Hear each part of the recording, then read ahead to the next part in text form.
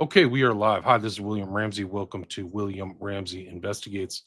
On today's show, I have a very special guest, returning guest. His name is John Hankey. Last name is spelled Hankey. And I was looking over my catalog. This will be our fifth show. And I think I first had him on back in 2021. So today is the day before Thanksgiving. And well, his new documentary came to my attention on the 22nd. So today's the 26th. And then because I got my YouTube channel back, I must have been watching some of his other videos or something. So they sent me a notification on the 22nd that he had a new video. The title of the new video is Justice for Charlie Kirk. And because of all of his other great work, I would like watch this. And, I used to watch it. We're talking in the pre show, but he's been putting out these documentaries for probably over 2 decades. I think his first one was maybe 2003, maybe even before that, earlier than that. But he's put out some great content around these assassinations for decades. JFK, the Bush connection, I think was one. Dark Legacy, we've talked about. We talked about another one, Breakthrough JFK Murder Solved. We covered October 7th, which ties in with this, I think, the story we're going to talk about today. And Kirk in kind of I think a side way, tangential way, because October 7th was an issue. And document is Trump for real? And he certainly seems to not be very real, in my opinion, considering that he reneged on a lot of his campaign promises. So I got fooled again, actually. Maybe other people did too. Maybe other people saw through him. Some people saw through him. But this Charlie Kirk situation has not gone away. It happened on September 10th, 2025. So a little over 2 months ago. And it's become a thing for Candace Owens, who was Charlie's friend. They tried to tell that she wasn't a friend, and there's a lot of mis and disinformation, much like the JFK. And we're going to kind of make parallels between Kirk and JFK. John knows more than me, but there's a lot going on, a lot of strange things, and information warfare, and a lot of strange things from the FBI. But John can talk more about that. Back in the day, actually, for people who don't know, like the earlier researchers around 9/11, there were snippets of his research that got banned or suppressed, bounced around on websites pre-YouTube. So some of his research goes back to like websites and things like that do not exist today, and some like video formats that have gone way out of style. So he's been around a long time. It dates me as well, but anyway, I'm glad to have him back on the show. So John Hankey, welcome back to the show. Thank you so much. I'm so delighted to be here and to hear the stuff that you've been telling me about how very much out of the bottle this genie is, that this video is showing up all over the place, and the people that I didn't send it to are contacting me. So yay. Yeah, it's on X, and it's on YouTube, so people can check it out. John's YouTube channel, I'll put a link to that. It's at Real History Channel 1. So you can go watch this video, Justice for Kirk, which will go around. But I kind of did a brief overview of your research career. Maybe you can talk about your last project and then what led up to this Justice for Charlie Kirk, which was just released 3-4 days ago. Well, it's so hard to stay focused. I want to do the deep history on the Kennedy assassination, and I was an A+ student in school, right? I went to Jesuit high schools and had a 3.97 in college, and while I was taking a double load, I'm a scholar. That doesn't make me smarter than anybody, but I'm good at this research stuff. Anyway, but I was in doing Breakthrough. I spent 20 years doing the research and 10 hard years doing the research on my video Breakthrough, in which, and we're not going to talk about that today, but if you go to at Real History Channel 1, there's 10 really vitally important videos there, including Breakthrough. But the point that was that I did all of this research. My first, hit video was JFK to the Bush connection, in which I assembled the mountain of evidence connecting George Herbert Walker Bush to the Kennedy assassination.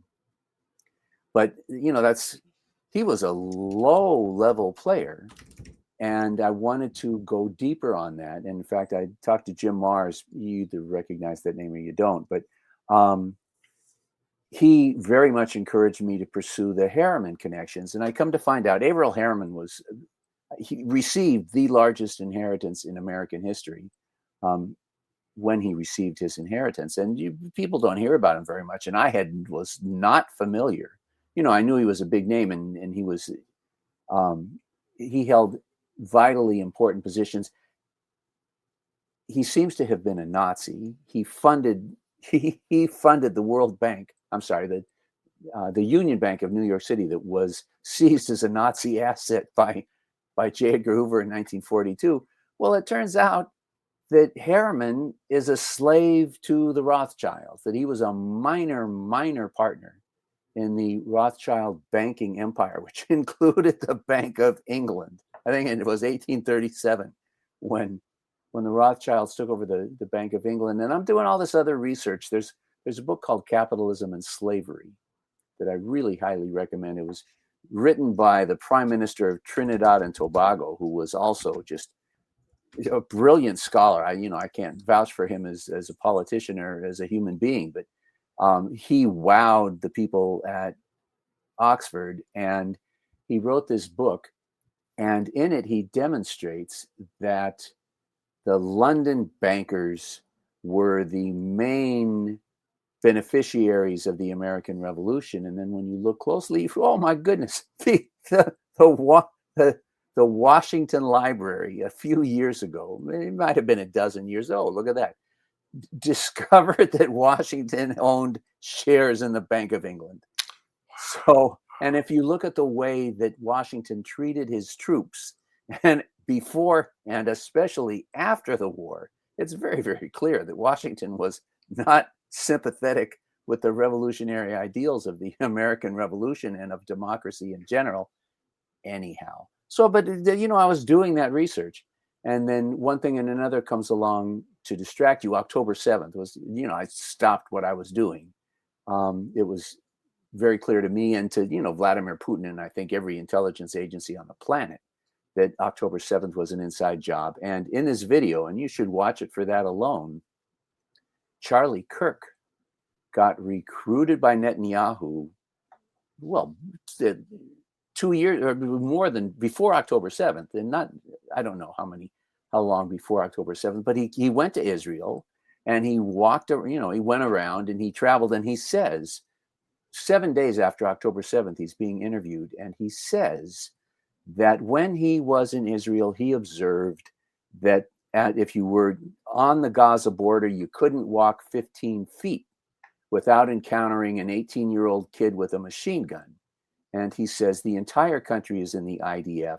And he says that the notion that the Israeli military failed for 6 hours to respond to the Gaza invasion is absolute positive proof that there was a stand down. And he's talking to these very conservative Zionists who are interviewing him, and he demands from them to know how that wasn't a stand down, that for the military to take 6 hours to respond.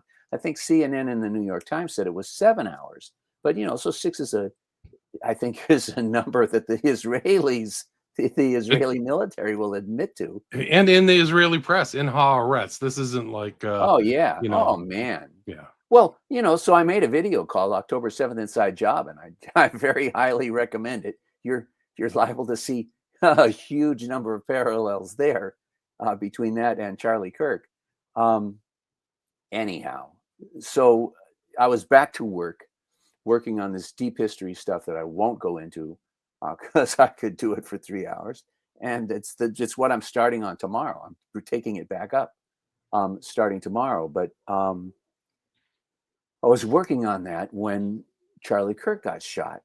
And all of these people, and most of them, as near as I can tell, Trump supporters, used to be Trump supporters before Charlie Kirk was murdered. Trump supporters. Let me throw in, I saw an interview with Marjorie Taylor Greene's best friend in Rome, Georgia, saying that she resigned because of Charlie Kirk. Wow.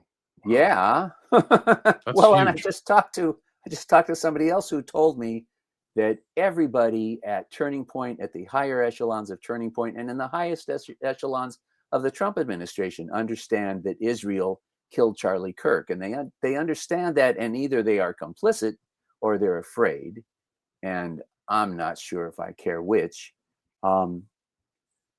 Anyhow, so I'm off, right? I'm getting all of these things from previous Trump supporters, and the main thing that struck me at the beginning was that there was no blood splatter behind. It struck a lot of people that there was no blood splatter behind, and when they came out and said that it was a 30-06, well, then you have, and it's in my video. You get to hear from this guy who is a 10-year Green Beret veteran. He runs a firearms training business.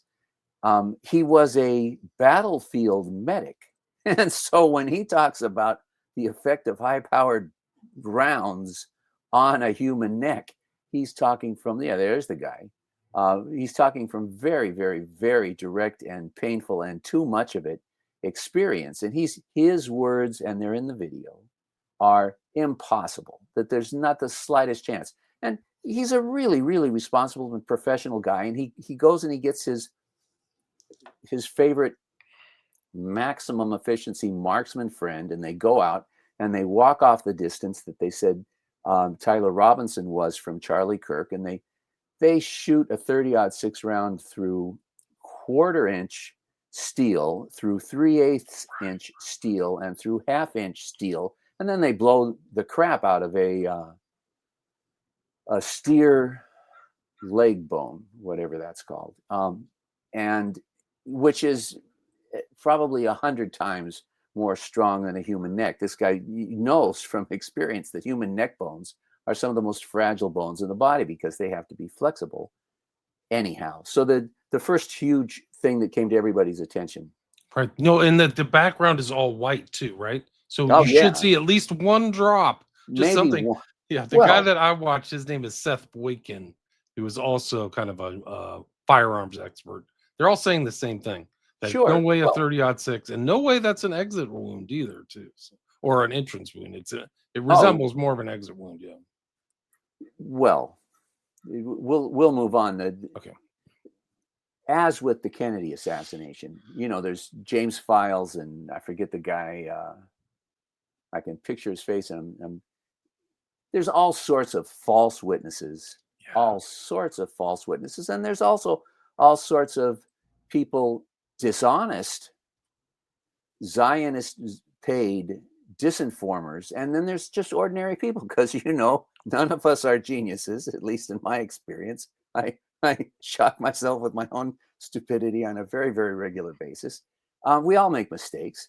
And so some people, want to make a big deal out of, JFK wasn't shot from the grassy knoll at all. A shot was fired from the sewer, or was shot from the overpass, and all this other stuff. And you have that going on now. Oh, he was shot from this, or he was shot from tunnel underneath.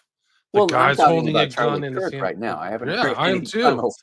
They had it. They say that there was a tunnel underneath Charlie Kirk that they shot. Yeah, that's where the shot came from. You haven't heard that one? No. There's a tunnel underneath there. Not a tunnel, but an Okay. opening. Well, and then there's also the guy was holding a hand shot. oh, I mean, there's just like so many. Yeah.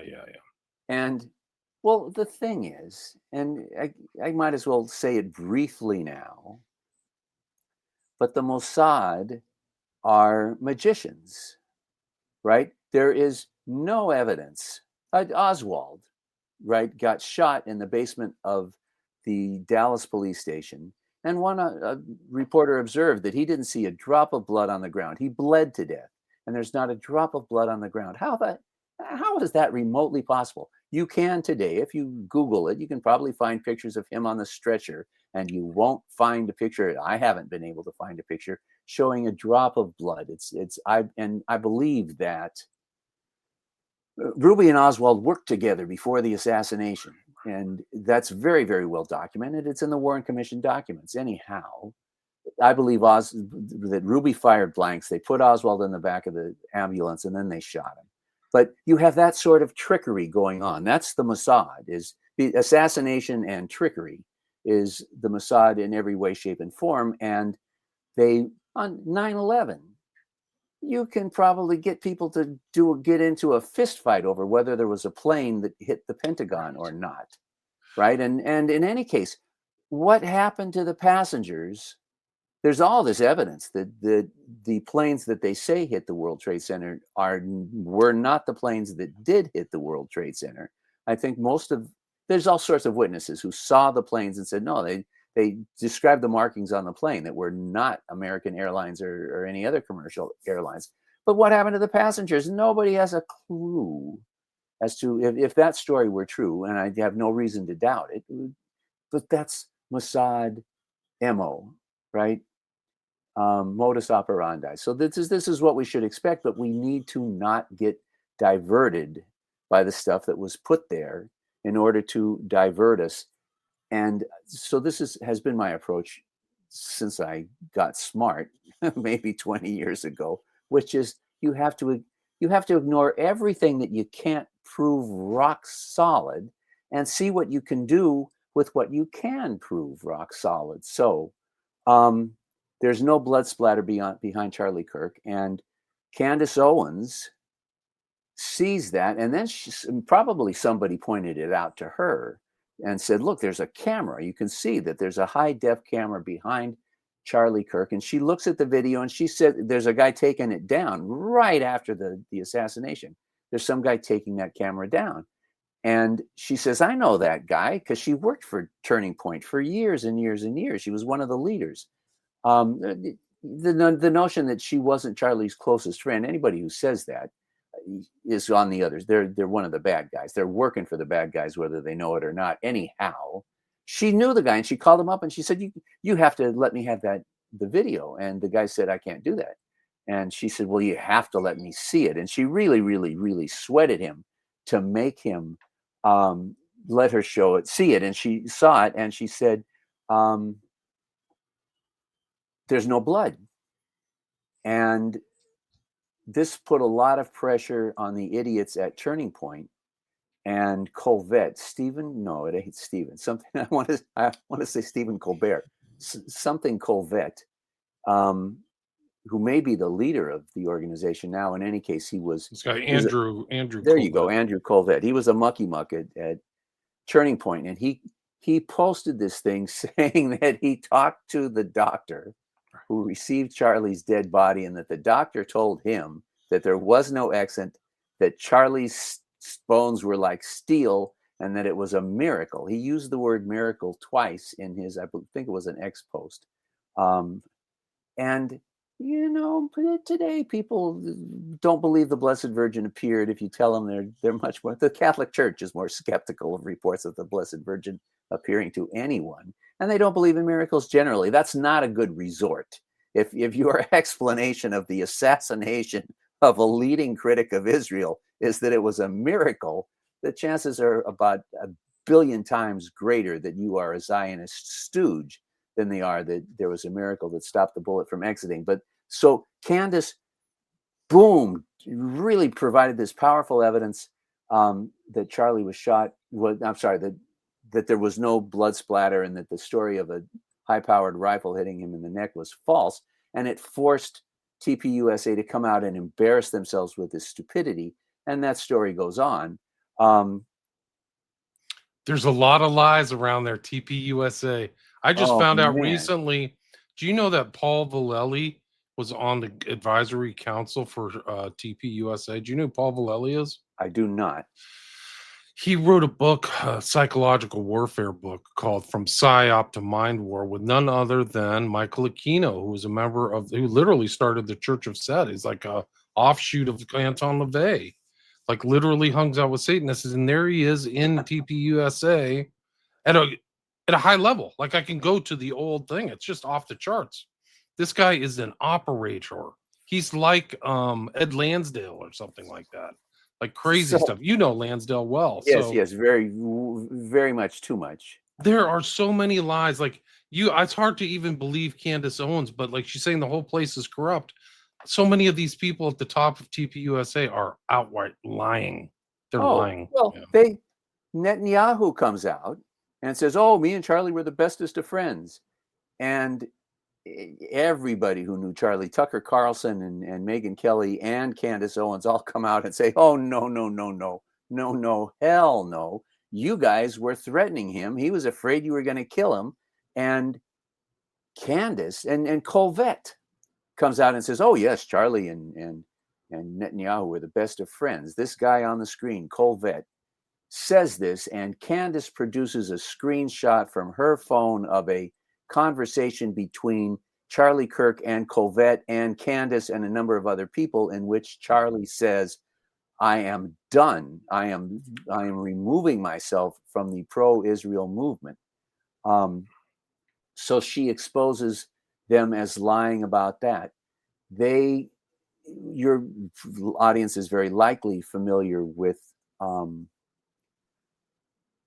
the notion that the cops came out after they arrested poor little Tyler Robinson. They said, "Oh, Tyler confessed to his parents." Right. And Candace broke the story that the sheriff got up and gave a press conference in which he said, "No, that is not what happened whatsoever." And so they come up with that, and it's just completely obliterated. The story of what the FBI is saying, it does not make sense. Well, and it's actually a state prosecution. I don't know if you know that, but it's not a federal prosecution of Tyler Robinson. So what is the FBI making any comments at all? They're not involved in the court filings, the criminal court filings. It's really something else, but they're making statements. They're very, very much involved. And there you go. Yeah, right. Not in the way you would expect, maybe. I don't know about your experience with the FBI, but I'm not the least bit surprised. Yeah. Anyway, this is for people who are watching. This is Paul Vallely, literal screenshot from a capture on the Wayback Machine from December 16th. And there he is in the advisory council. He's right there, Paul Vallely. You got to look this up. This is probably just one of the few spooks. Yeah. It's just incredible. Incredible stuff. Vallely is a hardcore operator going all the way back to, I think, Nam. Well, so if there's no blood splatter, there was no high-powered rifle. And if there was no high-powered rifle, then Tyler Robinson is innocent. He's innocent of what the FBI has accused him of, which is shooting Charlie with a high-powered rifle. Candace and now Colvette. Well, you either buy Colvette's story that it was a miracle, or you buy Candace's story that the FBI is lying, that Tyler is innocent, and that the FBI is clearly involved in covering up the nature of the assassination on behalf of whom. And once you get there, you then take the list of suspects and you remove anybody who isn't in a position of power to where they could tell the FBI, go out and say this, no matter how ridiculously stupid it is. Well, that's a very, very, very, very short list, right, of the organizations on the face of the earth who can give orders to the FBI. Well, Trump is on that list, and Trump has enormous motive for wanting Charlie Kirk dead. And the Charlie Kirk's conflicts with the Zionists is hugely obvious. Did I mention this, right? That Charlie Kirk came out and was angrily denouncing Israel for having had a stand down on October 7th. And, this is very widely displayed, and that would have put him on the hit list, right? Israel has killed people against whom they had much less animus than Charlie Kirk. I don't know if you're aware of this, but it was in the letter that Charlie Kirk sent directly to Netanyahu. What was? The issue of October 7th.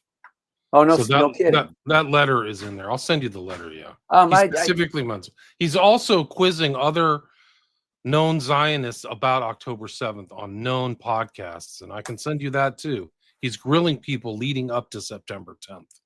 So I think the wheels went in motion at least a couple months before that, like the operation started to gain traction. So Charlie was not hit by a high-powered rifle, say, the experts, right? And people who are very, very, very familiar with 30-06. And like I'm saying, this guy from Valhalla Firearms Training, enormously experienced and expert, says that there's not the slightest possibility, which means the FBI is lying about what Charlie was hit with. Oh, my goodness. And in the video, you get to see Colonel McGregor, who is an Iraq War hero. Trump nominated him to be ambassador to Germany. He was a huge Trump supporter, and he comes out in the video and says, oh, Charlie was talking smack about Trump and about Epstein and about Israel, and so they decided to take him out, says McGregor. And you get to see it in the video. Tucker Carlson at Charlie's funeral. Steve Bannon puts together a roundtable at Charlie's funeral, and one of the guys is some innocent sap, but a huge Trump supporter and friendly with Bannon enough to get put on this roundtable. And he tells them innocently, he doesn't realize what he's saying, that he was out in front before the funeral started. Let's call it a memorial. Before the memorial started, and he's talking to all these people, and he says none of them believe that Tyler Robinson is guilty. So MAGA does not believe that Tyler Robinson is guilty. Well, the perps, good gravy. MAGA is the most important. I would argue that they are they're more important than the citizens of Israel in terms of Israel getting away with genocide and all the other horrific things that they have planned. The MAGA supporters used to be supporters of Israel are, I would argue, the most important block of voters / just people in general. And they're not buying it. They're not stupid. If the FBI is lying, they're smart enough to figure out, well, and Candace said that, and I never took her for a radical whatsoever. And she says, of course, the FBI are involved in a major way. And she says, Israel owns Trump. They completely have occupied Donald Trump. And so that it's Trump who is, what's the word, empowering the Mossad to do what they do. And it is not Trump who is ordering the media to completely black out all of the stuff that we've been talking about no blood splatter and the significance of that, and how every person with any familiarity with the 30-06 knows that Tyler Robinson did not shoot Charlie Kirk with a 30-06. None of that. I haven't seen a whisper of it in any. Geez, the Young Turks don't talk about it. Certainly not CNN or NBC or any of the hardcore mainstream people. But like this guy on the screen says that none of the MAGA people who attended Charlie Kirk's funeral believe the story that's being told. The next thing I was going to come to, well, so they're desperate to try to back this up, right? And so, the FBI is not lying, and so they TPUSA comes out and says, oh, we have the autopsy. I saw the autopsy, and I talked to the autopsy doctor, blah blah blah. And so then they give you. Do they give you a diagram? I know I don't. They didn't give you a diagram, but they get all technical and say that he was hitting the T2, which is the second vertebrae down from the neck, from the skull, I mean to say. And the guy, Valhalla Firearms, is, he's medic trained, and he puts a picture up on the screen of a human skeleton, and he draws a line coming in at 9 degrees and has it. For a bullet to hit Charlie in the T2, it would have had to go through his mouth. And obviously, we've all seen 100 videos that show that he didn't go through his mouth. So the autopsy that they have is, just the guy who wrote it probably never even saw the body. And this is the guy who put up I stole it from him, and I put up the picture of a human skeleton with the vertebrae all numbered. And the point is the autopsy is complete garbage. The confession is complete garbage. The story that he was shot with a 30-06 is complete garbage, and this guy, It's garbage that he took the 30-06, took it apart, put it back together, jumped down, dropped it, left it in the park, walked off. It's all crap. It's all this guy is baloney. a firearms expert, and he very, very, very carefully, frame by frame, goes through the guy jumping off the roof, frame by frame, and says, "There's no 44-inch rifle here." The guy, and other people, at the very end of my video, you see an absolute expert disassembling a 30-06, and God, he's moving at light speed. It's very, very, very clear. He's got all the right tools at hand. He's got a workbench, and it takes him 55 seconds. But the thing, Michael Savage, as if people are not familiar, has been a right-wing commentator and supporter of Trump for the last 12 years, and he's shouting, and he manages to be moderate until he comes to the part, and he says, I know I'm getting myself in trouble. I'm going to have the MAGA FBI on me, and I know that this is not in my best interest to be saying these things. And then he starts shouting that I just can't stand this effing government anymore because they're lying. God, what are we all, morons? And the really stunning thing to me is that being taken for a moron by the FBI, that's not news. But for them to expose themselves in this fashion as being tools of the Mossad, that's powerful stuff. I'm not quite so used to the brazenness of it. But so I assembled the best evidence I could. But I'm sorry. Let me finish with Michael Savage. That the thing that really infuriates him is the story that this guy, who obviously didn't have a rifle, jumps off the roof and then walks over to this wooded area and deposits a rifle that he didn't have, but he supposedly disassembled it, says the FBI, and he stops in the woods to reassemble it, and says Savage, and he doubtless led a trail of breadcrumbs for you as well. It's just also that the notion and he that changes clothes like 3 or 4 times, I think. They have him with a hat, then he's not, and then he's in this. It's just insane. And then he stops to talk to his tranny lover and tell him this whole story about, I just came into my mind, I had to shoot Kirk because of the hate, all this stuff like it. Let me remind you, if you don't know, Lee Harvey Oswald was undoubtedly working for the FBI and collecting a paycheck, I'm sure, from the CIA, but they depicted him as being a communist. Well, if he was affiliated, which he was, with these communist organizations, it's because the FBI had sent him. Actually, the FBI Fair Play for Cuba was a COINTELPRO program, I think. It was something like that. I wouldn't say that. I'm not prepared to say that. Okay, And I know a lot about it. And undoubtedly there were people. Well, Oswald, right? I'll try to say this as quickly as possible. But Kennedy's trying to make peace with Castro.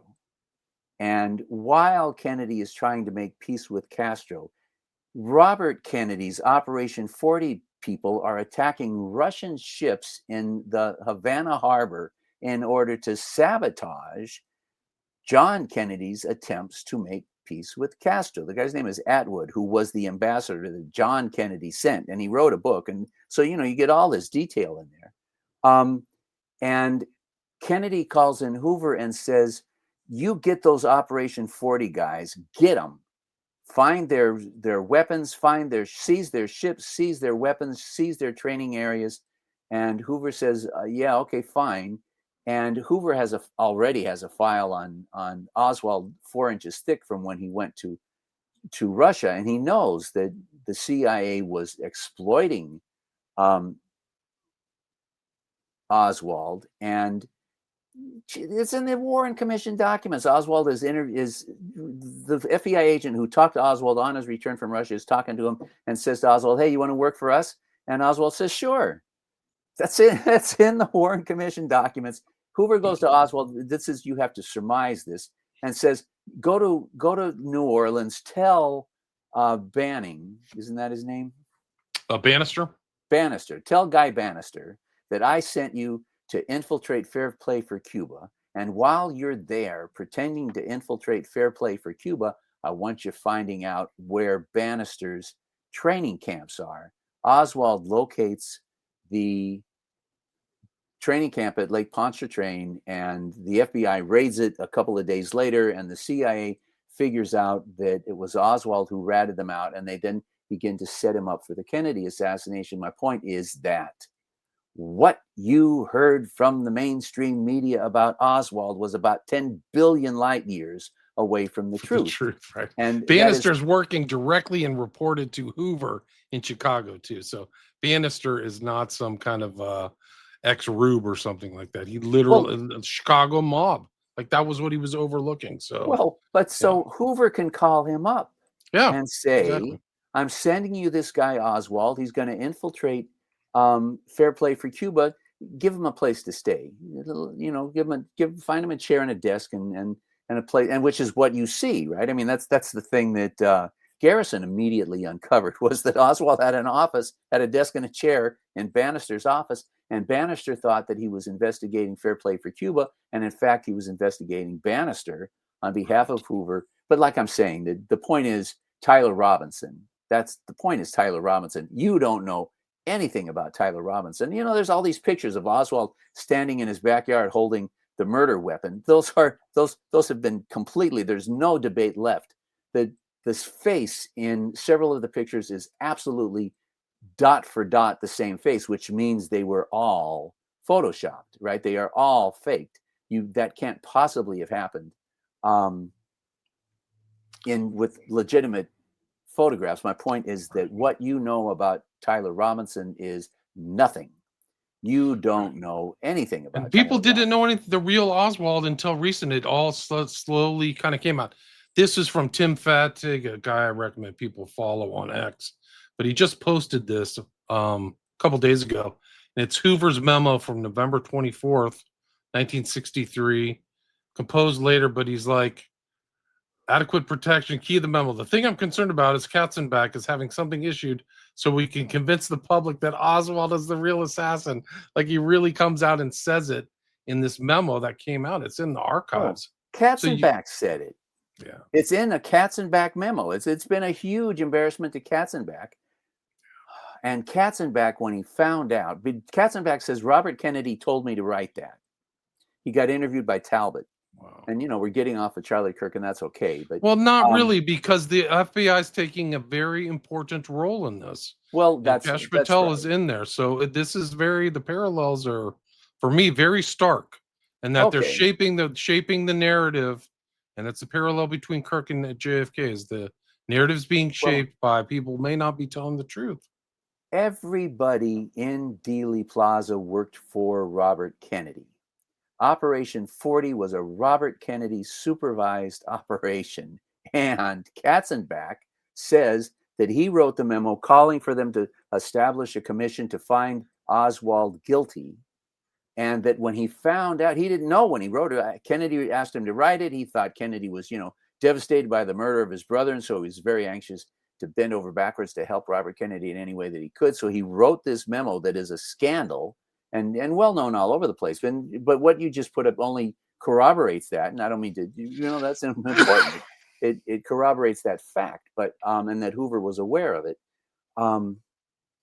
But when Katzenbach found out that all the operations, that Robert Kennedy was supervising Operation 40, and Robert Kennedy brought Lansdale in, you can find the memo where Robert Kennedy writes to McNamara and says, Lansdale's working for you on Vietnam. I want him working for me on Cuba. And he brings him in. And 2 months later, Operation Northwoods gets written by Lansdale. So anyway. Lemnitzer, all these characters, right? Yeah. Well, no, Lemnitzer is just a doofus. It's Lansdale who wrote it. And Lemnitzer was stupid enough to approve handing it to Kennedy. And gotcha. Kennedy looked at it and fired Lemnitzer. And then he eventually, when they started attacking ships in Havana Harbor, when John Kennedy was trying to make peace with Castro, Kennedy fired Lansdale. He demolished, he obliterated Operation 40, which means he fired Robert Kennedy. And this is all in Breakthrough.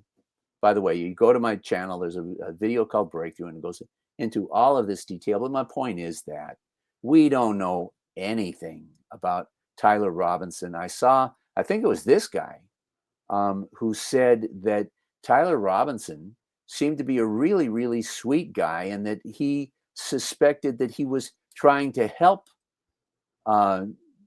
what's his name? Twiggy?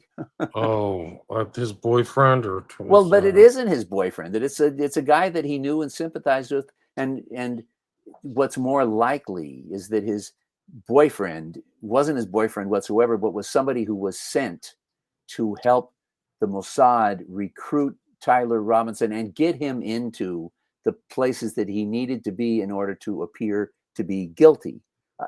But we don't know anything. Tyler Robinson arrived on campus at 8:20, says the governor of Utah. Not that he knows anything.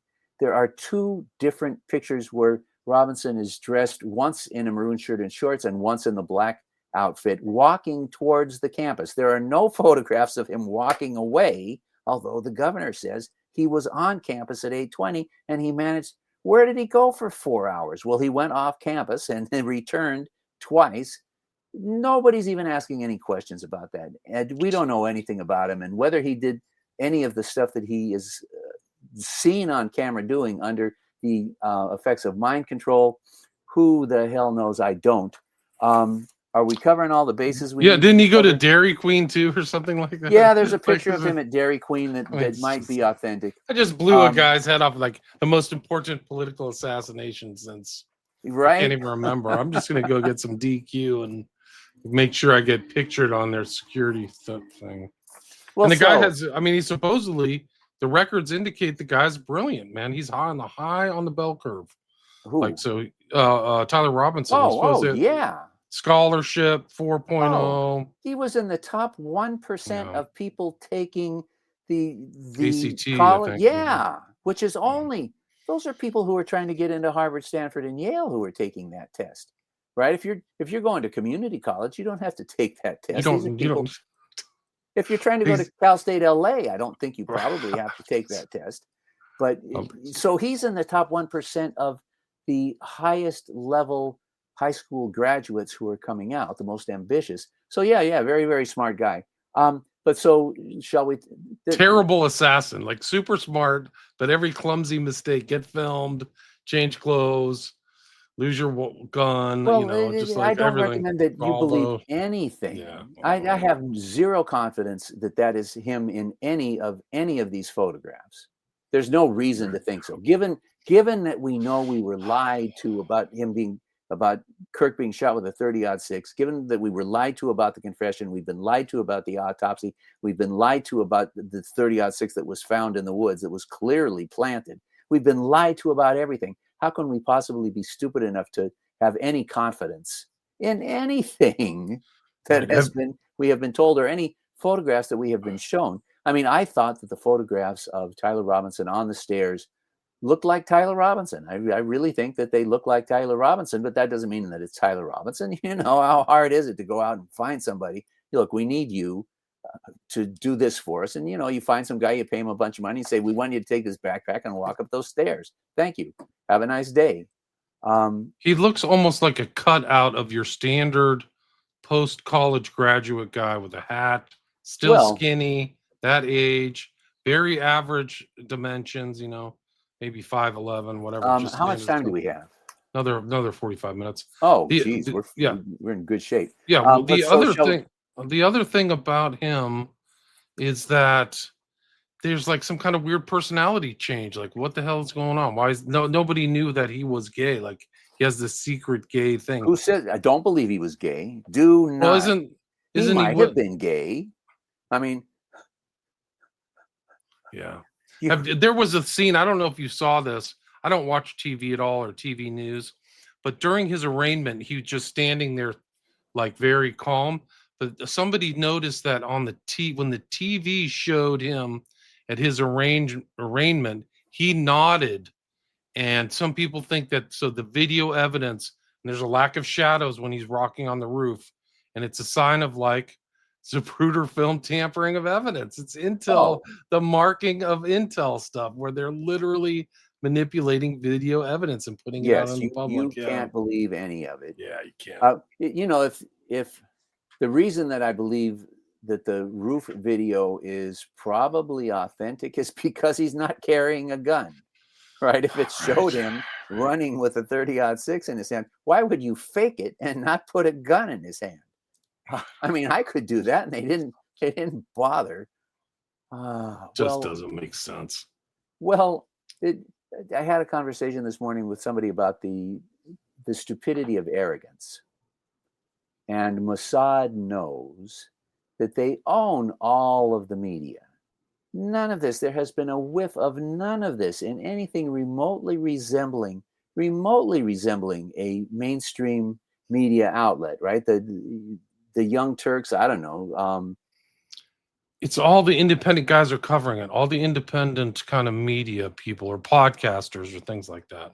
I'm trying to think, which is really the target. That's this whole target of the new of these guys is the new kind of media, because the old media is they're really just talking to boomers anyway. But they've got the boomers locked up. Oh, 100%. They might as well have a freaking like collar around their neck. They got them. So they don't. The boomers don't understand that like they're being lied to through the TV and that it's gone south. Speaking as a boomer, you know, My Lai and the Kennedy assassination. How can boomers have no excuse for being so naive and stupid? But you know, we all believe what we want to believe. Do you know what's interesting? Just to bring this up, but you notice like this MAGA thing, that's the last holdout of sympathy for Israel, because I think the left the left is basically left Israel. I don't think there's any of the different, if you want to partition the left into subgroups, there's no subgroup that's sympathetic to Israel. There are no MAGA people under 40 who are sympathetic to Israel. And geez, Tucker, I think Tucker is over 40, and Tucker is not sympathetic to Israel. And Megyn Kelly has lost sympathy with Israel. Well, and the mainstream media couldn't help but cover the genocide in Gaza, and they haven't covered that it's ongoing. I haven't read, I haven't seen anything in the Washington Post or the New York Times or the LA numbers, Times. The real numbers are extraordinary, John. They've got to be in the 500,000 at this point. Well, I'm talking about the 12 people who got killed today, right? I'm not talking about 500,000. I'm talking about the 12 people who got killed in Gaza and today by the IDF in violation of the ceasefire that is supposedly in place. They were supposed to send U.S. troops in to protect those people. Not happening. It was in the deal. Not happening. It's didn't we say this, that Menachem Begin and Israel makes an agreement. They agree to something and then just forget about it. And we may have spoken about that before the show, but we were pre-show, man, the main thing about Israel is that they lie. And that's it. The entire world, right? The entire third world, the entire global south recognizes Israel for the maniacal, rogue state, genocidal, murderous rogue state that it is. And they're going to have to, and the entire population of the West under 40 recognizes that. And in a generation, Israel's going to have to deal with that if they don't have to deal with it today. And we'll see what happens, right? The future is unwritten. But shall we get back to the video for a minute? Yeah, sure. Or whatever. But it all kind of fits together. It sure does. You can't really effectively change the subject, because no matter what. Anyhow, so in my video, I wasn't the first person to see it, and I didn't make much out of it when I saw it, but I noticed that there was really unusual movement in Charlie's shirt at the time that he was injured, and it's inexplicable. And then other people from other angles, depending on your angle, you get a much better view. But in all of them, there's this violent movement under Charlie's shirt, and there's this violent movement in back. And it's a point that I make in my video showing the Pentagon exploding, that in an explosion, and the camera at the Pentagon was 5,000 per second, 5,000 frames a second. And in 1/5,000th of a second, you see the balloon of the explosion moves 100 feet in 1/5,000th of a second. Of course, if a plane was coming in, it should be in that camera for 100 frames, and it isn't in the camera for any frames anyway. The point is that the phone cameras are 1/30th of a second. And so if you have two phone cameras taking video of an explosion, some of them are going, if they go click at the right 1,000th of a second, they're going to get that. And if they go click 5,000th of a second later, they're not going to get that.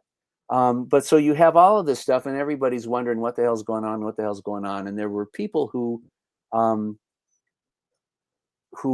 you could see under Charlie's shirt at the moment of the explosion, something large comes up, and he had this black thing on his shirt that is very recognizable to people who are familiar with it as a magnet that is used to hold a microphone in place under the shirt. But then, there's 10,000 people who are all, going through frame by frame by frame by frame. And one guy finds the frame in which you can see some fairly large black thing under Charlie's shirt. And it's not way over here. And it's not gray as this thing appears in the one frame of the one view that shows it. But this guy captures one, and he's just crazy with excitement. And, then I'm looking around and I find another frame that shows this black thing, and he spots it from the side. So it appears to be right about here, but you don't know. You can't tell whether it's 1 inch to one side or the other. But then I found another frame where it's right under the wound that appears on Charlie, so that we have the evidence, hardcore, indisputable, that something happened under Charlie's shirt.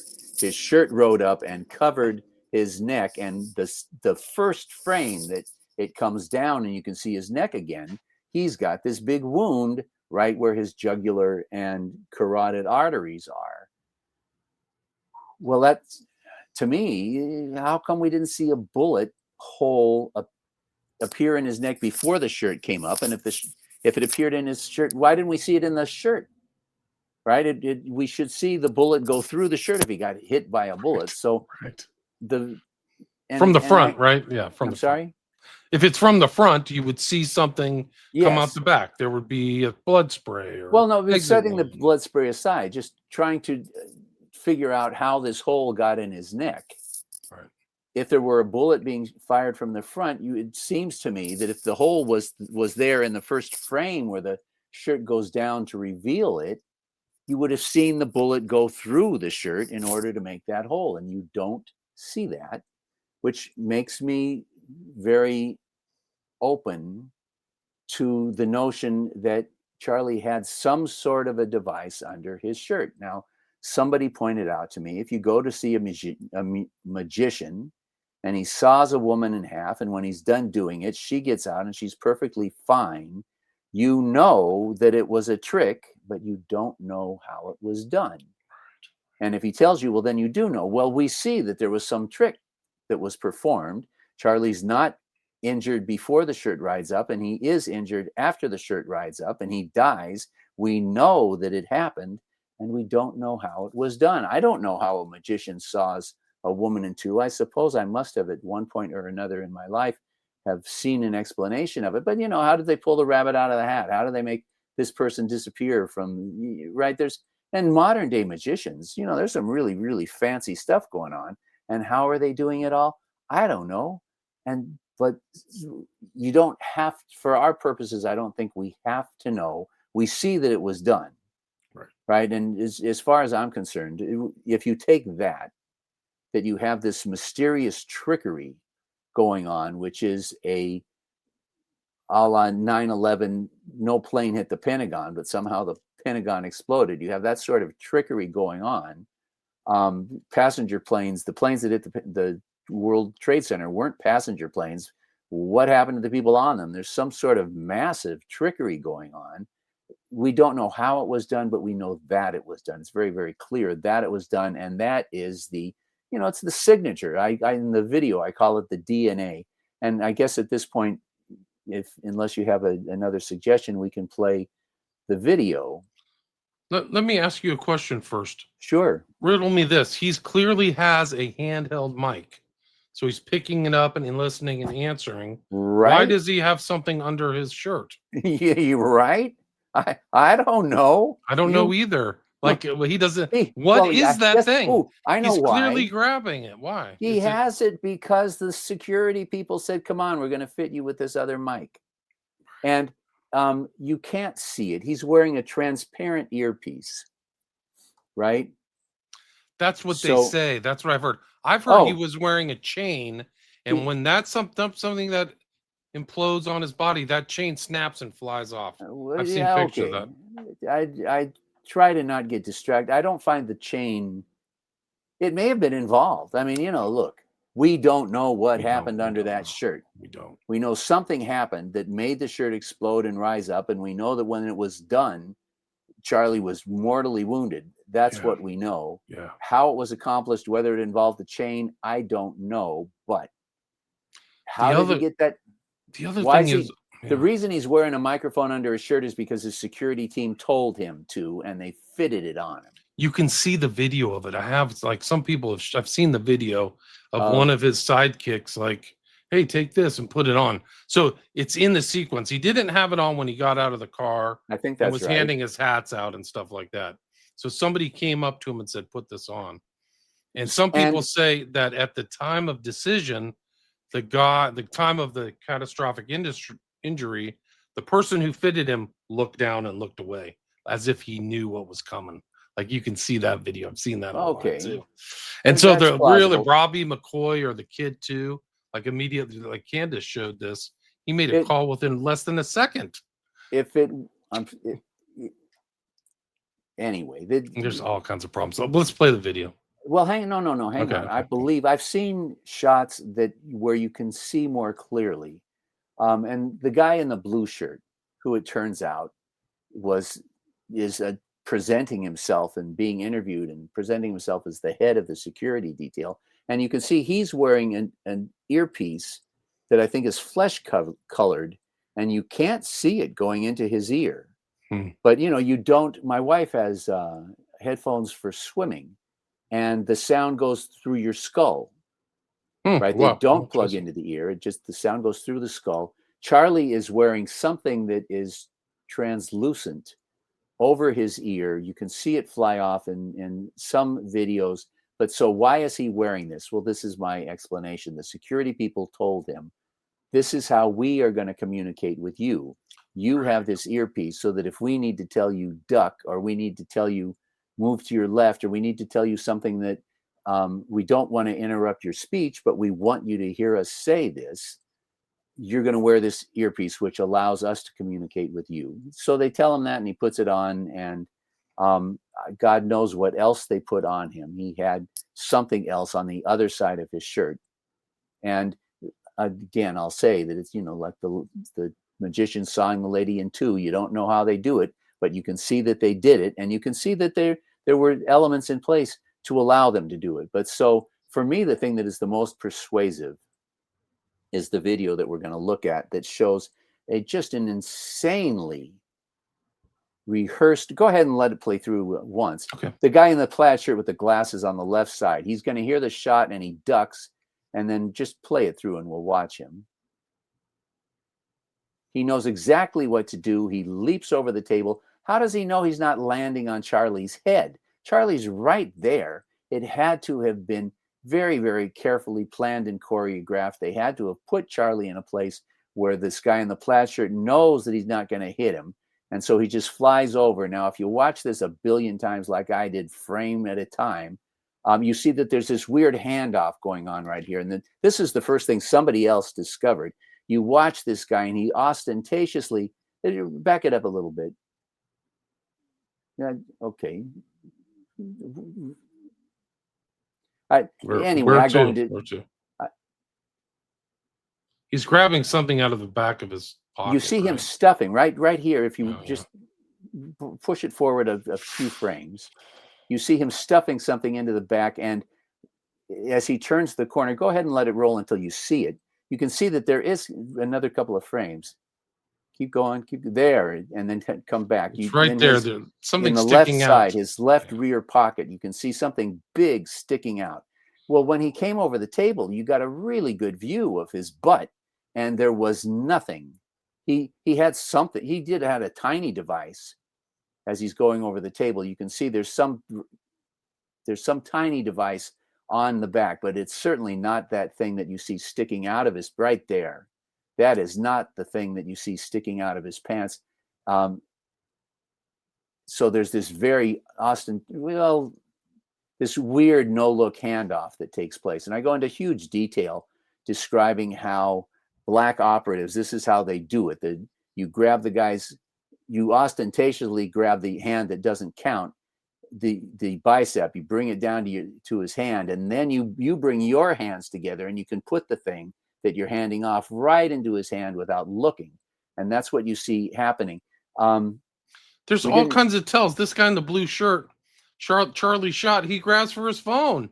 I got to text somebody right away. Is that how you would respond within like 2 or 3 seconds? You see the guy grabbing for his phone? Look, it's right there. It's right. This guy in the tan slacks and the blue shirt. Oh, that guy. Yeah, he's sitting there. Charlie Shot. He steps over. He's got his phone. I got to make a call. Like, what are you doing? Are you calling 911? Okay. I hope so. I don't make anything of that. Okay. It's the two guys on the ground. Okay, watch this guy in the white hat. Watch this guy in the white hat behind the black shirt. This is the guy who gave him the thing that's on Charlie's shirt. Is this guy sitting down in the white hat? Do you see the pile of red, white, and blue hats at the very center? At the very right of that, in between two bodies, there's the guy talking, who is in the hoodie, who doesn't have the hood up. And then there's the guy in the black shirt with the beard and the glasses. Right directly behind him is the guy who handed him whatever was on his shirt. Watch his head go down. He looked away. Okay. Well, his ear. It's like his hand is up by his ear. You got to see the full video. It doesn't show it, but that guy. Well, he doesn't respond normally. Yeah. All of the people that I'm pointing to are they're members of Charlie's team. They're there when they're low. All of these guys, the guy in the brown shirt. I didn't have you show him do the triggering, and you might bring that up if you wanted to. But this guy right there, just stop. Yeah. That guy in the brown shirt is the guy who has the lump under his shirt, and he presses it at the instant that Charlie's shirt explodes. This guy fingers this very, very discernible lump that he has under his shirt. So I believe he's the trigger man. But you see that he's an intimate part of Charlie's security detail. He is facing Charlie when he does it.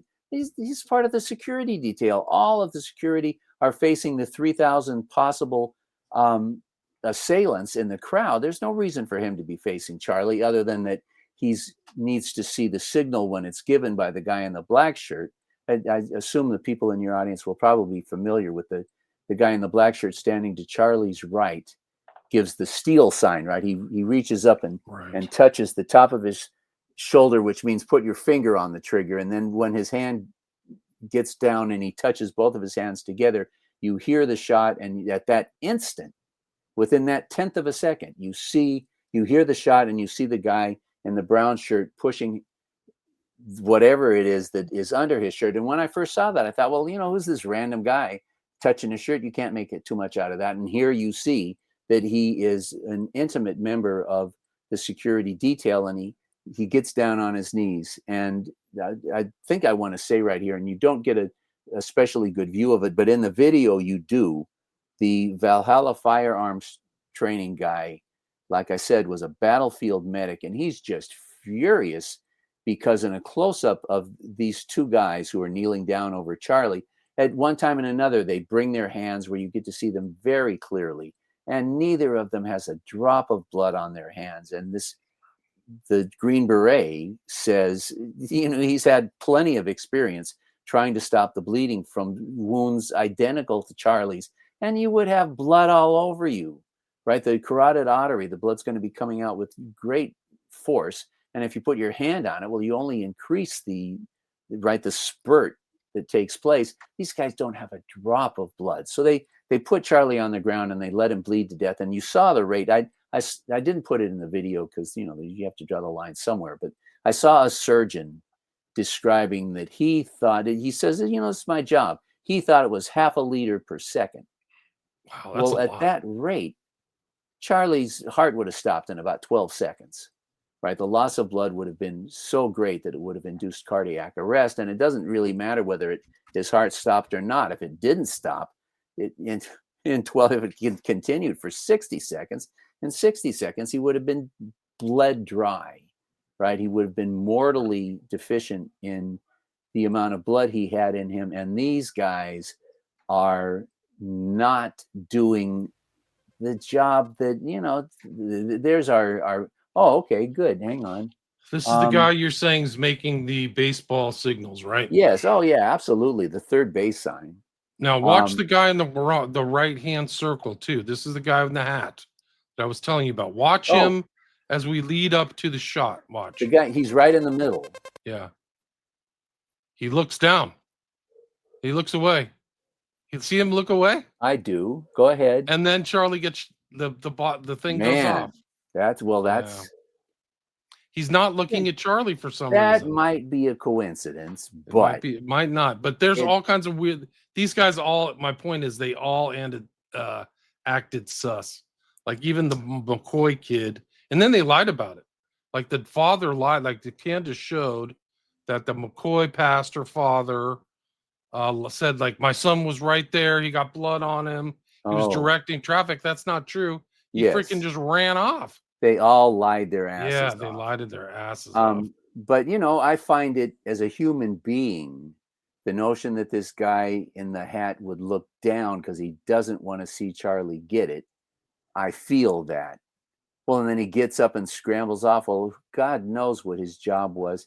It may be, how's this? Because brown shirt guy, can we see brown shirt guy in this picture? I don't think so. I think he comes in just a minute. Yeah. There's your guy. See, he's got, this is a close up of his guy's, what he's got something there. Brown shirt guy comes in. Here's the kicker. There's kickers in here. Watch. How does this cameraman who's by this guy in the white hat, how does he know to just turn and come back around? How does he know where Charlie's body's going to come? Watch it. Watch this guy. Watch this cameraman. Charlie goes down. He's filming. Instead of coming around and seeing what's happening, why doesn't he put his camera to see what's going on in front? He turns around like he's waiting, like it's staged. He's waiting for them to bring Charlie out. Look at that. How does he know that? Well, why doesn't he just step forward, John, and take pictures of it? It seems to me if I'm the Mossad guy planning this, I want people, because brown shirt guy is about to come in. Yeah. Here's another one. This kid right here. No, listen. This guy McCoy, who just pops into the frame. Yes. He's on the phone already walking away. He's already, Candace pointed this out. He literally gets on his phone and walks away. He doesn't know, like he had to have known something was going to happen. He's not in a panic. He doesn't scratch his head. He's not crying. He's not like pulling hair out of his head. He gets on the phone and makes a call. He's literally walking away with his backpack. White hat. Look at him. Incredible. This is your exchange you were talking about. I think that there's the thing. I haven't thought about this guy with the white hat. It never attracted my attention. But if I'm planning this thing, I need that pathway cleared so that brown shirt can come right here and make the exchange, right? If that guy in the white hat is still there, he's blocking brown shirt's path. And as is a number of the other people who I saw them all immediately scramble away, and I'm thinking, what's up with that? And it seems to me that they, need to know basis. You tell them Your job is to be here. And if anything happens, you get the hell out of the way. And so that the area is open and available for security to do whatever it is that they have. But you're going to be a place saver for the security people so that when we need it to be empty, it's going to be empty.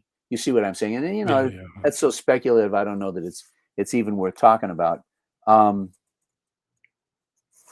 look at this guy, the Brown, like they're over him, like they're not tending to his wounds. They're just checking to see if he's dead or not. And hold it right there, because you see, I think that's got to be Blackshirt's left hand. That should be, and in a minute you'll see his right hand.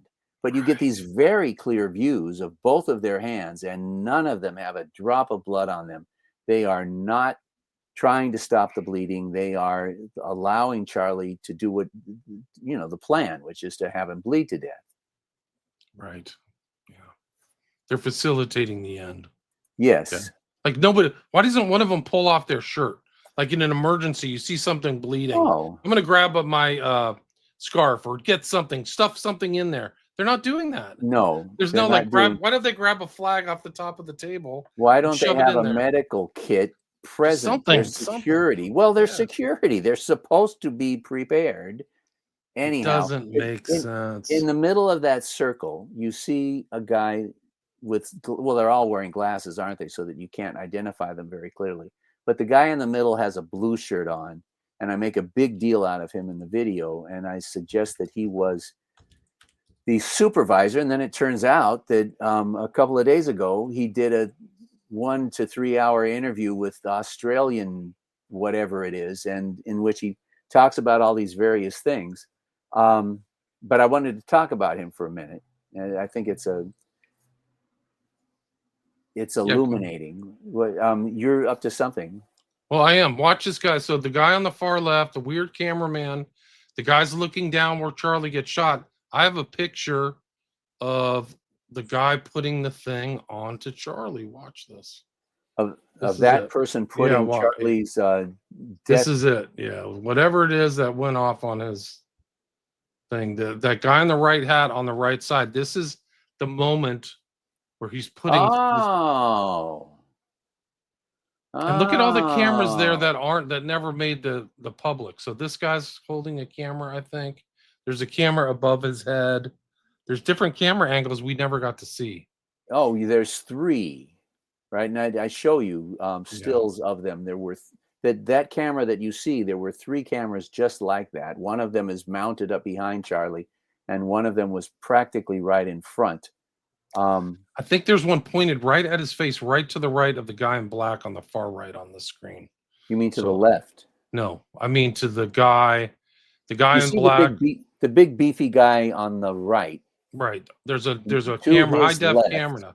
Or 2. Oh, maybe that guy's holding a camera. Yeah, maybe. Yeah, and it's on a tripod. Okay, that's it. He's manning a camera that is on a tripod. That's one of them. I never saw that angle. Yeah. I can't point to it. There's another camera that's at the corner, the far corner of the table. There's another camera on a tripod, and then there's a camera up above on the wall behind Charlie. But I wanted to talk about Blue Shirt. Yeah. Go for it. If you roll it a little bit, Blue Shirt will come running in. So, right, you see that guy in the circle. He's manning a camera on a tripod. Yeah. A high-def camera on a tripod. Yeah, you're right. Yep. So the shot has taken place. Now stop. Right dead in the middle of the screen, behind the table, about to pounce on Charlie, is the guy in the blue shirt who the blue plaid, interviewed, like I said, on Australian cable. I don't know. And he gave a long interview, and I want to take a minute. He says that the story is that he was a cop in Texas for years and years and years. Well, no doubt got sent to Israel to be trained like so many police from the United States are, and was recruited by the Mossad at that point. I was going to say, quote, trained, unquote, right? Yes. Well, and, how do I don't believe that his name is what they say it is. I mean, maybe it is, but there's no reason to trust that he's giving a correct name. There's no reason, I feel, to believe that his Texas accent is authentic. It might be, but he's in this thing and he's being confronted with a question about drones and with a question about watching the roof, right? Why was there no security watching the roof? And now pay attention, people, and take your time, because when the Mossad speaks, you don't believe a friggin' word, but you have to try to see behind the lie that they're telling. And the guy says, "Oh, we're not allowed to have drones." It's absolutely not true. If the drone is of a certain, I forget who it was who I saw had done the research. Oh, it's some guy who I would not have taken as a reliable. He's a psychologist, but he did the research and he found out. He found the UVU specifications for drones, and if the drone is small enough, you don't need permission whatsoever. You're absolutely permitted, absolutely, without restriction, permitted to have a small drone. And a larger drone, you have to apply for permission from the campus, and they'll give it to you. But he lies and says, "Oh, you're too close to the airport. They won't allow you to have drones whatsoever." That's a joke. Straight out lying. But he also says, and he shows on his camera, that he contacted the head of the university police, and he said, I'm thinking I'd like to put a couple of guys on the roof to watch the roofs." And the security guy texts back, "I got you covered." And there's no further exchange. And now this is what's behind the lie. The question that we're addressing is, why was there no security on the roof? And the answer to that question is that that the lie is embedded in that question. Now, if you look at the court papers that were filed when the charges were made against Tyler Robinson, they say that one of the campus security saw this guy running across the roof. Well, that guy started running across the roof the instant the shot was fired. And you would think that if you were security, you would be, if you were watching the roof, you would be distracted and you would be watching Charlie. But this particular individual was not distracted. His job was to watch the roof, and he continued to watch the roof, and he saw this guy streaking across the roof, and he told whoever, and they looked at the camera and they found this guy streaking across the roof in the camera. But if this guy was watching the roof and he saw the guy streaking away, why didn't he see the guy walk up with a 30-06 and assume a firing position and fire a shot? Because as we all know at this point, nobody was on that roof with a 30-06. So what did this guy see? Well, so if I'm Mossad, I know that the local security people are doing their job. And if you send a guy out onto that roof with a 30-06, they're going to jump on it and they will cancel. They'll tell Charlie to duck. They'll cancel the speaking engagement. They'll tell everybody to duck, and they will get that guy before they do anything else. So you can't have a guy on the roof with a 30-06 because the local cops will see it. So what do you have? You have a guy crouching on the extreme, whatever, over by the stairwell where whoever it was probably came up, but someone out of view of the campus security. And when they hear the shot, they streak across the roof, and they're told, what are the cops going to do? You're streaking. They're not going to be able to hit you if they had the proper weapon to do it, and they don't. So you're fine. All you got to do is get your ass on the camera, jump off the roof, make a spectacular leap. It's going to look so great. Well, every news outlet in the world will cover it.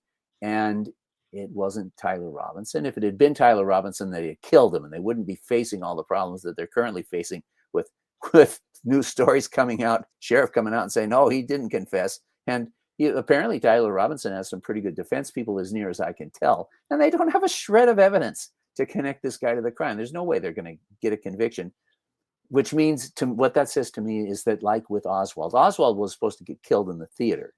Right. And he was supposed to get killed leaving the book depository, is my opinion. That was Tippett's job. That's probably why Tippett got greased. Well, you're making that up, and it's, I'm not making it up. But well, you don't have any evidence to support that. No offense. Well, Tippett was known to hang around with those guys. Okay. And I think they wanted to have him killed. Tippett was making weird driving hastily around, like he was looking for something. Okay. And he was known. So I have at least some circumstantial evidence that would indicate. All right. And what isn't circumstantial is he took 2 bullets to the chest and 1 to the head, which is like which is an assassination. So somebody at that time wanted him not to talk for whatever reason, or it was because he effed up. Now, we have been discussing that it's the modus operandi of the Mossad that they throw in things that are just absolutely total rabbit holes. You'll never get to the bottom of this. Go ahead and have a good time, and we will. You ask us for details and information and documentation, we'll be glad to give it to you because we know it doesn't go anywhere. And I'm under the impression that is tip it completely. But when Oswald was in the theater, the cops came in with their guns drawn, and a shot was fired.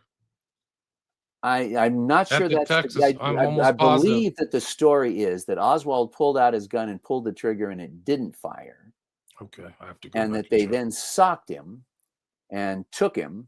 But these are I think that the Mossad in this particular situation were counting on the cops to kill him, and they didn't do it. They were good enough law enforcement people.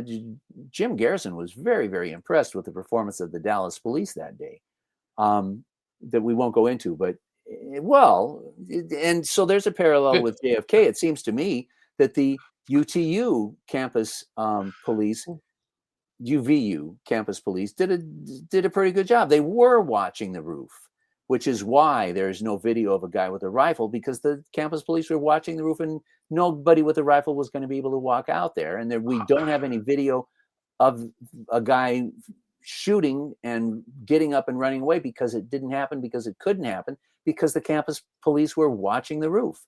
And the court documents tell us that the campus police were watching the roof and they saw the guy when he ran away. Anyhow, so they didn't preserve the crime scene at all. They didn't keep it sacrosanct. Well, my theory, and not that it's worth anything, is that the reason that they dug it up is because there was a gallon of Charlie Kirk's blood, and they didn't want people coming back years later and saying, "Good gravy, they'd let this guy bleed out. Look at how much blood there is in the ground." It's not circumstantial. It's not particularly based on anything. But anyhow, so I was talking about Blue Shirt. Oh, and so Blue Shirt stands up and tells this story that makes him sound like an idiot, right? He should be saying, "Yeah, that was our bad. I'm the head of security. I'm responsible. It's my bad." And instead, he looks like a complete doofus, an irresponsible and small-minded doofus trying to duck responsibility for what was clearly, ultimately his responsibility, and smoking the truth out of the frame, the truth being that the campus police were watching that roof. They saw him. They said that they saw him. It's in the court documents. Well, then why isn't there video of him? Why didn't they see him when he walked onto the roof of the 30-06? Because he didn't. Right. So, the moral of the story, boys and girls, is that you have to be really, really, really, really careful in how you study and examine and digest the lies that are being handed to you. Like when I first saw this thing, I thought, that guy, man, listen to him. He's an idiot. He couldn't be the head of security. And I'm not saying that anymore. I'm saying, oh, look how cleverly he delivered the essential lie. And as he's delivering it, he's completely distracted. You think he's trying to lie to make himself look innocent and not responsible. That's not the lie that he's telling. The lie that he's telling is that he's telling you that the campus police didn't watch that roof. Right. Which this is lie. Evidence of a high-tech drone before the shooting. It just zips by so fast on a straight line. Watch it. You have to stop it to see it. It looks like a bird. It's not. It's a high-tech drone scanning and scoping stuff. And people said that their cell phones kind of blinked out, that there might have been some electronic warfare stuff. You want me to close the windows? No. What? Did you don't hear that roar from the... Oh, okay, fine. I'm picking it up. Do you want to watch this video about the plane flights? Have you seen that video I'm yet? sorry. I'm going to close the windows because I can't hear you. Okay, let's pull this up.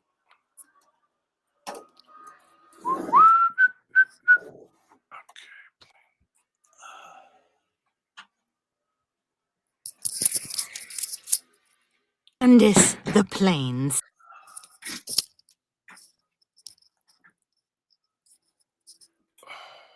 Have you looked into the plane flights at all, John? Oh, I see. To me, that's complete misdirection. No. We don't need to look at any of that stuff. We already have it. It's one of the things, there's all this fuss and feathers about, let's release the JFK files. We don't need to release the JFK files. It's all in the Warren Commission documents. You just need to carefully study the Warren Commission documents so that when a guy tells a lie that completely exposes him and indicates what it is that he's covering up, that you get all of that out of that. But did I mention that the FBI people interviewed Oswald when he returned from Russia and said, "You wanted to be a spy for us, an informant for us?" And Oswald said, "Oh, hell yeah." And especially because it pays. But so Oswald was working. It's in the Warren Commission documents. So you can't get Oswald's W-2. How many years later? Geez, 60. Is it how many? I don't know how many years later it is anymore. 63 years later, you can't get Oswald's W-2 forms. 63 years later, you can't get Jackie's testimony in front of the Warren Commission because in her testimony, she said that the limousine stopped. Well, but you don't need her testimony. You've got Senator Yarborough, who was 30 feet behind, who says that the limousine stopped, and he counted off 6 seconds that the limousine was stopped. So, there's stuff that, we could have. Well, you just showed me this thing, right, where this guy is showing us a Hoover memo in which he describes how Katzenbach says we're going to find that Oswald acted alone. Well, you got that, but you don't need it because you've got Katzenbach's memo saying we're going to appoint a high-level commission and they are going to find that Oswald acted alone. So, right, any event that happens, there's liable to be 1,000 different data points that corroborate that one particular event. But in any case, there's lots and lots and lots and lots of evidence that corroborate all the really essential parts of Kennedy's assassination. And all those people were Operation 40. If I haven't said this, I'm happy to say it again, and it's worth repeating. All those people were Operation 40. All of them are no more than one step away from Averell Harriman, one of the richest men in the country, who was a junior partner in Brown Brothers Harriman, which was acquired by the Rothschilds in, I think, 1828. And this is the crazy part. Brown Brothers Harriman brags about how they were acquired in 1828 by the Bank of England, which was owned by the Rothschilds. Anyhow, so the founders of Israel are the guys who killed John Kennedy, and not surprisingly, they use the same techniques to accomplish it. And I've been doing this for 50 years. And I've heard people from early on say, "Oh, it was the Rothschilds. Oh, it was the Rothschilds," without any evidence, which makes you look anti-Semitic. If you make that accusation and you don't have any evidence to back it up, what are we talking about?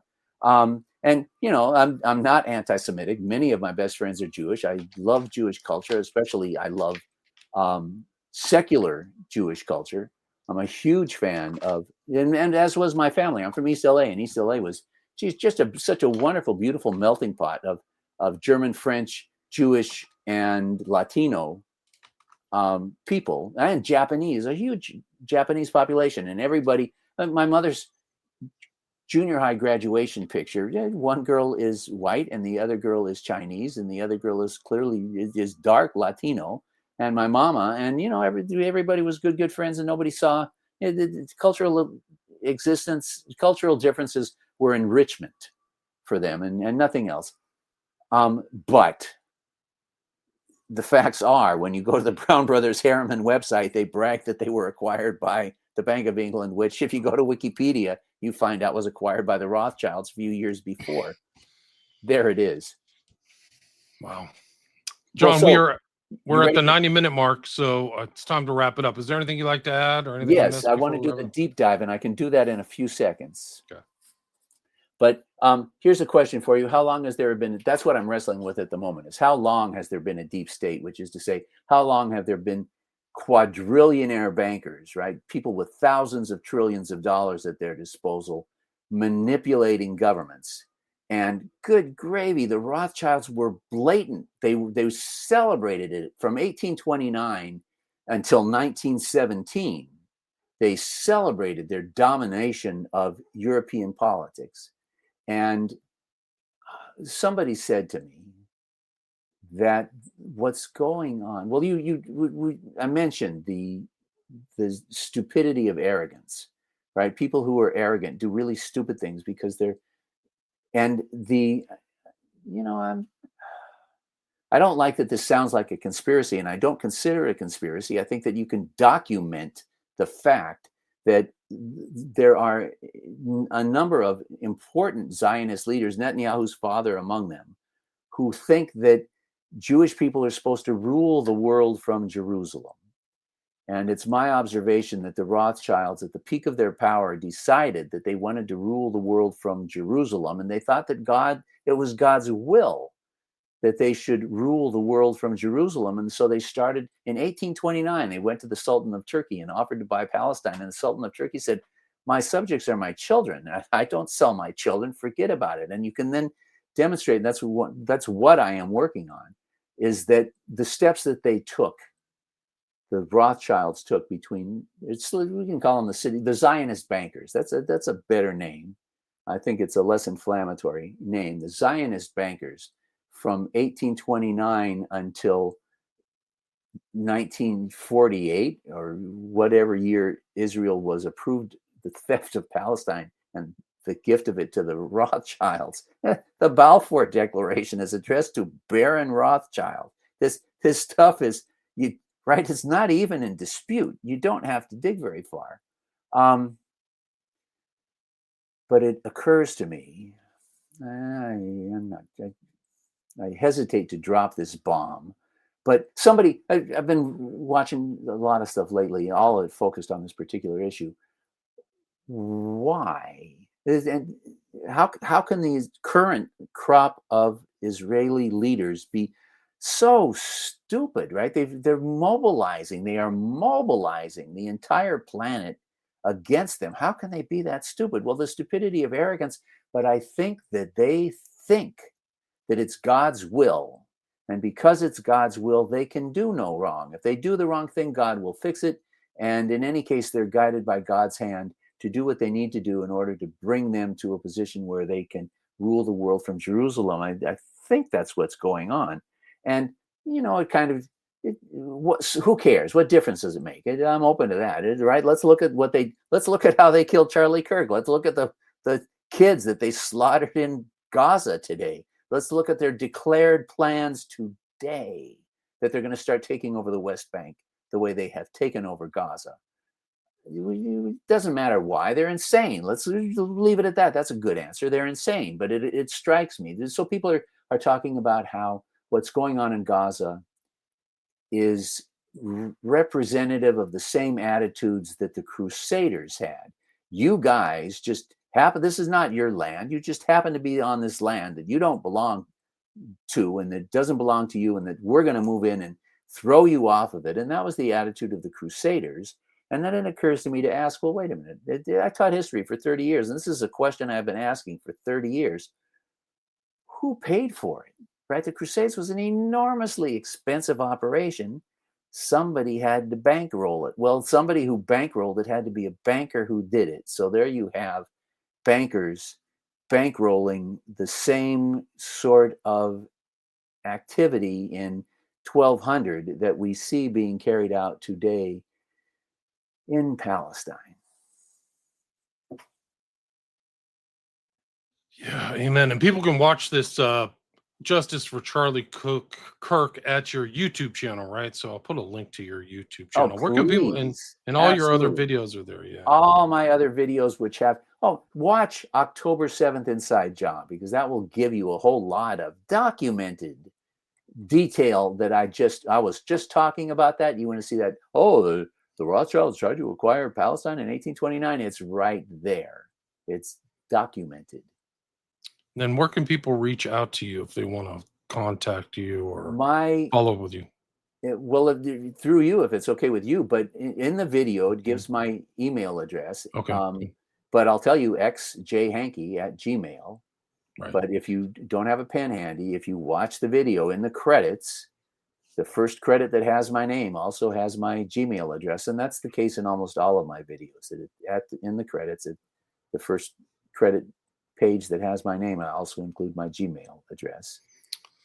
Awesome. Thanks so much for your time. Thanks for your presentation. Again, the name of the documentary is Justice for Charlie Kirk, and the filmmaker and researcher is John Hankey, Hankey. Thanks so much, everybody. Have a great Thanksgiving. Really appreciate it. We had about 160 live listeners. So thanks, everybody, for tuning in. And until next time, Justice for Charlie Kirk. All right. Stay there. That's right. Thank you.